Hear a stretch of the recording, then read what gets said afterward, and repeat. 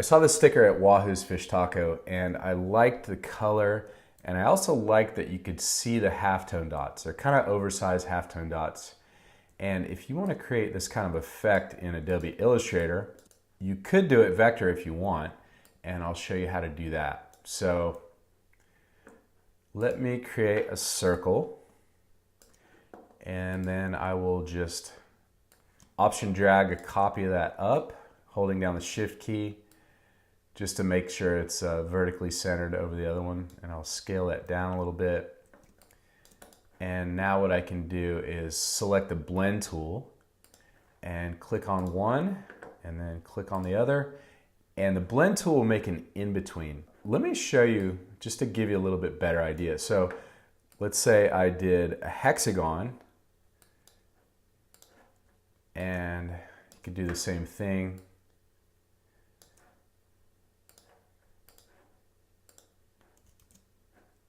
And you can also blend from one shape to another. So let's say I did a star and then blended it to a circle.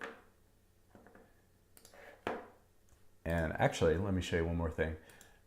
I'll turn the star to red and the circle to black, so you can blend from red to black, and that has too many in-between shapes for the halftone effect we're trying to get. So let me just go back. I'll have that selected, double click on the blend tool. Instead of smooth color, let's specify the number of steps, and let's try, say, 30.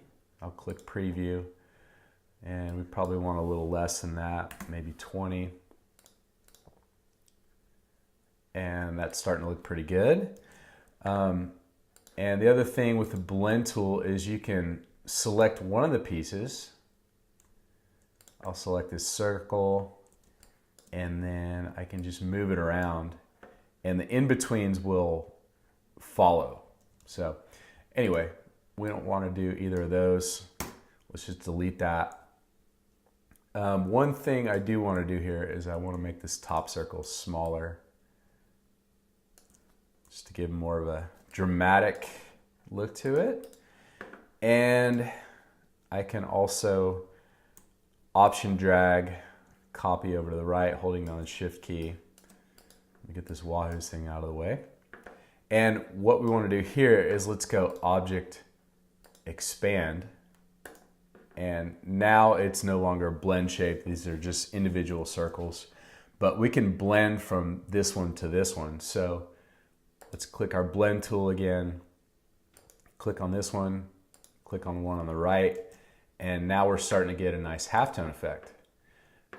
The other thing I want to do is I want this to go from small dots and then eventually to solid color. So what we can do here is let's select the blend shape again, go to the blend tool, and we can specify our number of steps, and I'll just increase this, let's say 33, and see how that looks. It's almost completely solid. Let's go 36. Yeah, that's starting to look pretty good. And then we can go object expand and just turn that into a big halftone.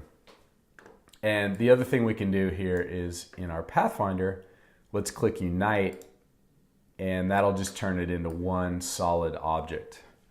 So now what we can do is, since we're inspired by this Wahoo's, let's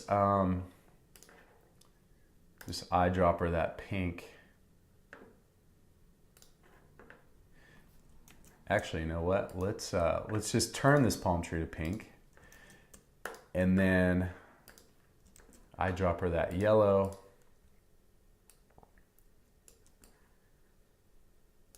And position it right there. And then it goes from yellow to green.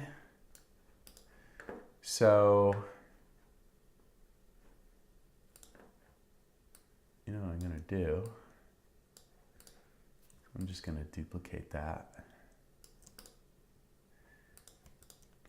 Group both of those. Let's add a little bit more solid yellow here.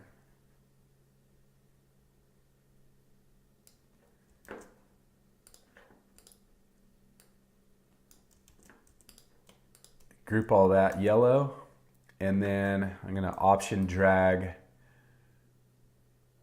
a green copy down, actually another copy, and then assign it green. So that's starting to look pretty cool, pretty 80s. And then let's select all that green and then option drag some blue, and we'll eyedropper this blue, and maybe I'll select the yellow, the green, and the blue and just drag it up a little bit. And then let's take this palm tree shape and just select it, copy it, and then paste in front, Command F.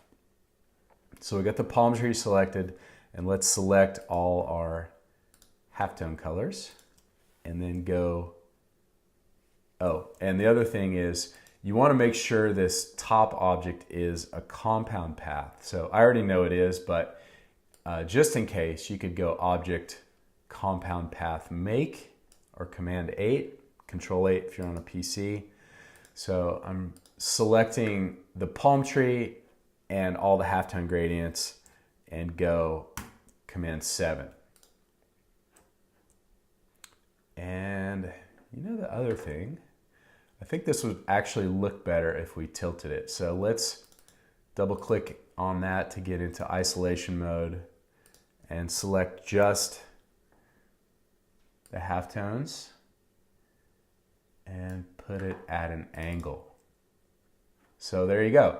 That's how to make vector halftone dots in Adobe Illustrator.